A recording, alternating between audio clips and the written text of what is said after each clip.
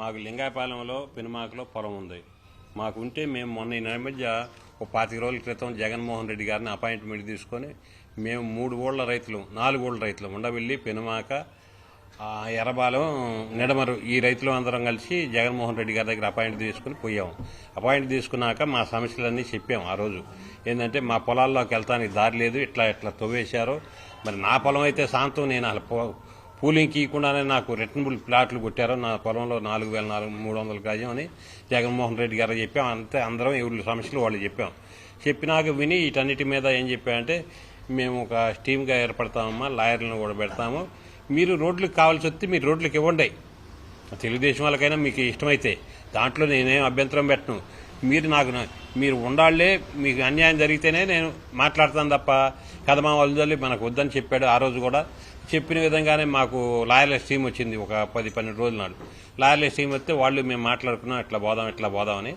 తర్వాత పోతే ఏంటంటే మళ్ళీ మేము 2 సార్లు పోయాం జగన్మోహన్ రెడ్డి స్టీమ్ దగ్గరికి వెళ్తే ఏం జరిగిందంటే, మరి ఇట్లా కాదంటే మీరు మా ఊళ్ళో అసలు మా రైతులు కొంతమంది సాంబరెడ్డి, కొంతమంది శ్రీకాంత్ రెడ్డి వీళ్ళు చేల్లోకి వాళ్ళు పవాతి కావట్లేదు, చుట్టూ గొయ్యి తీశారు, మధ్యలోనే చేలు ఉన్నాయి, ఆ చేనేమో వాళ్ళు ఇడిచిపెట్టిందేమో సాలకుండా ఆ నీళ్ళలో ఇరిగిపోతుంది, మరి మాకు ఒకసారి రమ్మని చెప్తే సరే వస్తామని 2 సార్లు వెళ్ళినాక చెప్పారు. మాకు చెప్పినాక అదేవిధంగా నిన్న స్టీము రావటం కూడా జరిగింది.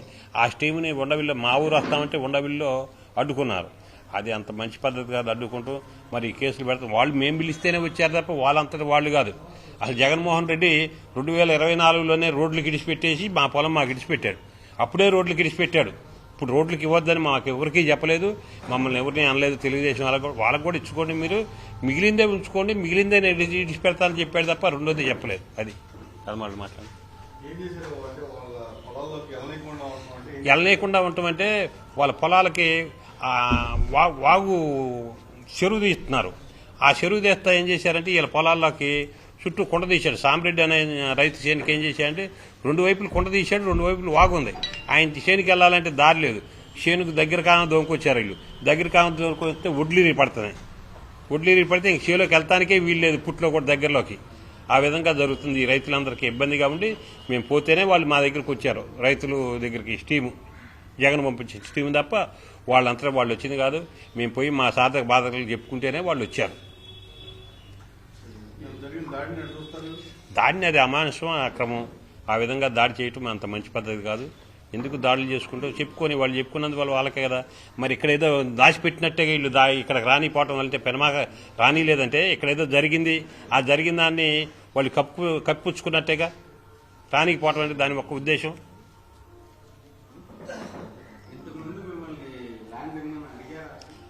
మమ్మల్ని ల్యాండ్ ఇవ్వమని అడుగుతున్నారు. వాళ్ళు అడుగుతుంటే మేము అన్నాం. ఈవెన్లా మాకు రోడ్ల కింద మేము ఇడిచిపెడతాము, కదమాది మాకు ఇడిచిపెట్టమని మేము అడిగాం.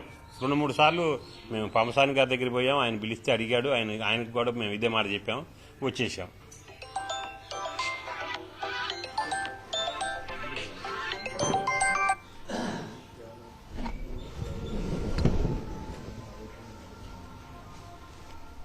నా పేరు నవీన్ రెడ్డి, పెనుమాక. ఇక్కడ ల్యాండ్ పూలింగ్, ల్యాండ్ అక్విజిషన్ 2 ఉన్నాయి.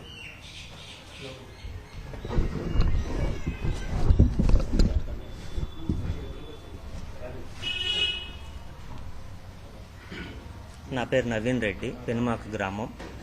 మాకు రాజధాని ప్రకటన చేసిన తర్వాత ల్యాండ్ పూలింగ్, ల్యాండ్ అక్విజిషన్ 2 రకాలుగా తీసుకోవడం మొదలుపెట్టారు. ల్యాండ్ పూలింగ్ అనేది అసలు మాకు ఇంతకుముందు తెలిసిన చట్టం కాదు, అది మాకు అసలు ఎక్కడా కూడా లేనిది. వీళ్ళు ల్యాండ్ పూలింగ్లో పొలాలు తీసుకోవడం అనేది స్టార్ట్ చేసిన తర్వాత రైతులకు అనేక హామీలు ఇచ్చారు. దీంట్లో 70% ఊరక తీసుకుంటున్నది, 20% వాళ్ళకి రిటర్నబుల్ అని ఇస్తున్నారు. కానీ ఎకరానికి 70% ఊరక ఇస్తున్నట్లే. ఈ ఊరక తీసుకొని కూడా వాళ్ళకి రిటర్నబుల్ ఇస్తానన్న ప్లాట్లు కానీ ఏవి కూడా ఇంతవరకు ఇవ్వలేదు.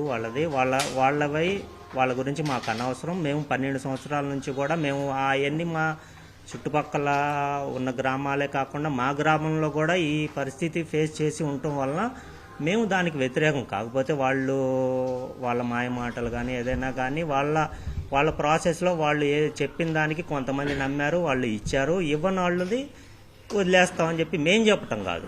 వాళ్లే ల్యాండ్ పూలింగ్ యాక్ట్ పెట్టిన తర్వాత ఫిబ్రవరి 28వ తారీఖు 2015 లాస్ట్ డేటు. ఈ పూలింగ్ చట్టం అంతటితో ఎండ్ అయిపోతుంది, దీని తర్వాత నుంచి ల్యాండ్ ఎక్విజేషన్ తీసుకుంటామని చెప్పారు. వాళ్ళ చెప్పిన క్రమం ప్రకారమే 2015 ఫిబ్రవరి 28వ తారీఖునే ఈ పూలింగ్ చట్టం అయిపోయిందని వాళ్లే చెప్పారు. వాళ్లే అనౌన్స్ చేశారు. మంత్రులు, అప్పుడున్నటువంటి మంత్రులు కానీ ఎవరైనా సరే వాళ్లే చెప్పారు.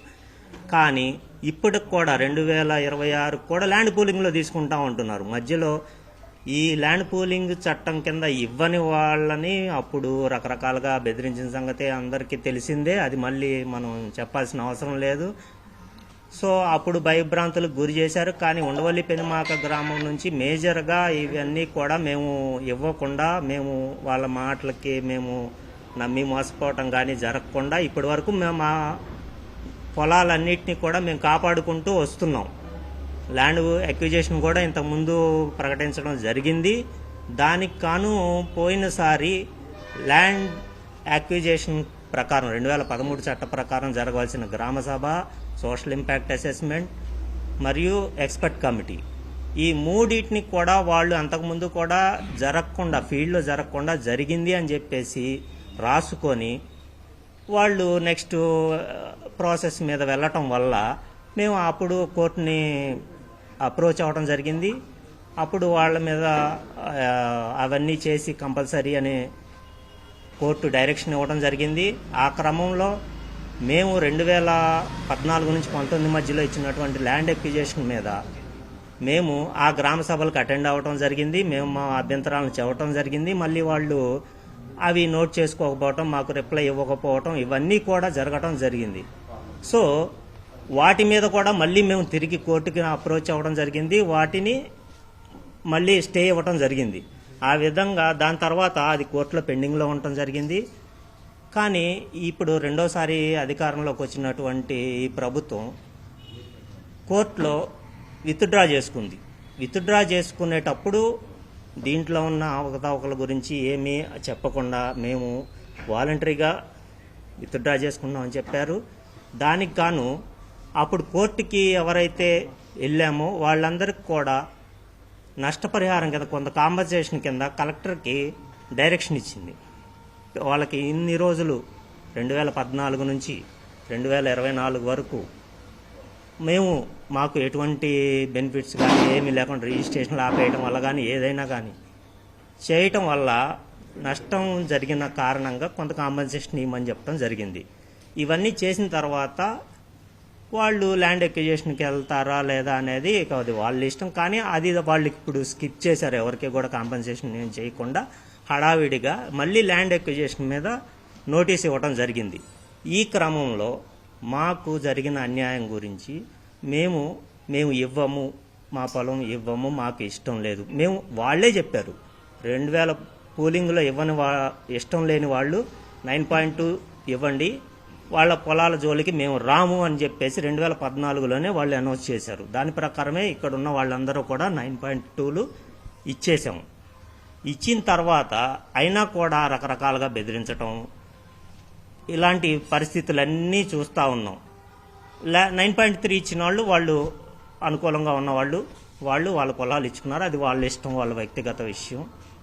సో 9.2 ఇచ్చిన వాళ్ళకి ల్యాండ్ ఎక్విజేషన్ మీద మళ్ళీ వచ్చారు. దానికి మేము కోర్టులకు వెళ్ళి ఇది చేయటానికి మేము సిద్ధంగా ఉన్నాం.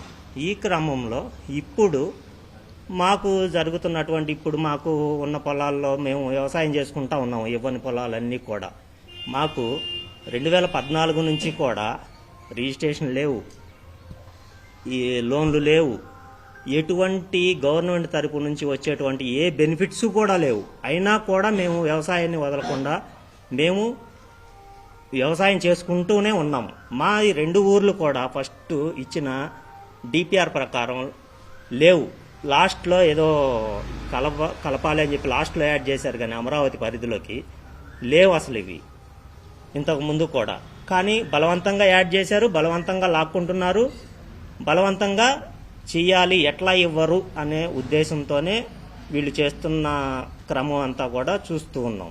సో ఇప్పుడు మేము జగన్ గారి దగ్గరికి వెళ్ళటం, మా గోడు వినిపించుకోవటం, మేము ఇవ్వము అని చెప్పటం, దానికి కాను వారు స్పందించి మాకు 2 కమిటీలు వేయడం జరిగింది. లీగల్ కమిటీ, ఇంకొకటి సిఆర్డీఏ పరిరక్షణ కమిటీ ఒకటి చేయడం జరిగింది. లీగల్గా ఉండే కేసులు కోర్టులో మేము ఫైట్ చేస్తాము. దానికి సంబంధించిన ఫీడ్బ్యాక్ అంతా కూడా మేము మా లాయర్ గారికి సంప్రదించడం జరుగుతూ ఉంది. ప్లస్ వీళ్ళు కూడా ఇక్కడ ఉన్నటువంటి ఈ పరిరక్షణ కమిటీ ద్వారా ఇక్కడ జరుగుతున్నటువంటి అన్యాయాలు, ఇప్పుడు మాకు కరెంటు స్తంభాలు పడగొట్టడం కానీ, ఈ చుట్టూ వెళ్లకుండా దారి లేకుండా చేయటం కానీ, ఇంతకుముందు ఉన్నటువంటి రోడ్లు అవన్నీ బ్లాక్ చేశారు. బ్లాక్ చేసేసి కొత్త రోడ్లు అని చెప్పేసి అవి వేస్తూ ఉన్నారు.